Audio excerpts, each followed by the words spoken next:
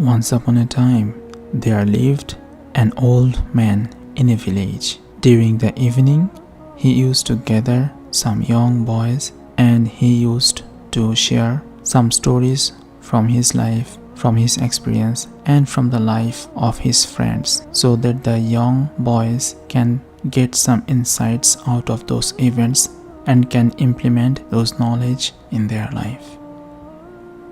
One evening, the old man was telling a real story from his life regarding not cheating anyone. So he started like this. I once came across a person in a market with only one arm who said that if people heard his story, they would never cheat anyone ever again. When I asked him what happened, he told me the following story. I was a government employee. One day, I saw a man carrying a duck. I approached him and said, "Give this duck to me." He said he had no problem to giving me the duck, but I had to pay the price he wanted. I have nothing to eat at home and my children are waiting for me to bring them something to eat. I had put a lot of effort in catching this duck, he said. My immediate reaction was to start beating him, and I then snatched the duck from his hands. But as I headed home, the duck suddenly bit my thumb. I felt a severe pain which worsened when I got home. It was at night and I thought I would go to the doctor the next day. I could not sleep that entire night because of the intense pain. Early the next morning, I went to a doctor and showed him the injured thumb. He said that the thumb had turned gangrenous and I had to have it amputated for my own health. He warned that even a minor delay would cost me my whole hand. I immediately asked him to go ahead with the amputation. He then cut off my thumb. When I got back home, I still felt severe pain in my hand. I was in agony that entire night.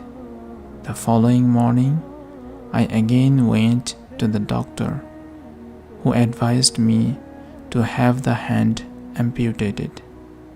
So my hand was cut off. I thought it was over, but the pain only worsened.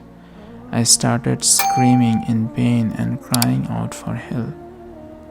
When the doctor examined me, he said the amputation of the entire arm was the only solution because the infection could spread to my entire body.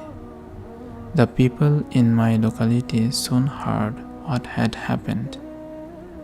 One scholar approached me, asking, "What caused your injury?" When I told him the story of the duck, he said, "You should have gone to the man from whom you have stolen the duck. The moment the duck bit you and begged his pardon, only one part of your body has been amputated. You still have the time. Search for that man and somehow bring him." I immediately started searching for that man, but he had left our city. I eventually found him after a lot of search in another city. The moment I saw him, I fell at his feet and said, weeping, Forgive me, brother, for the sake of God. Forgive me.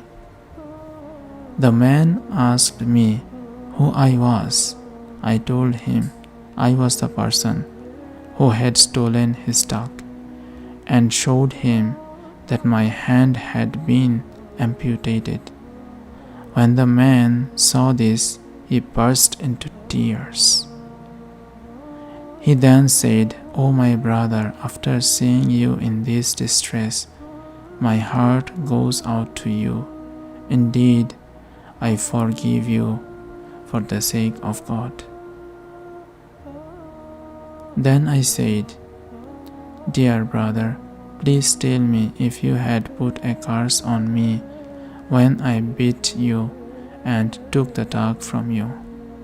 The man said he had cursed me by saying, "O God, I am weak, he is strong, who has taken away my sustenance forcefully and wrongfully.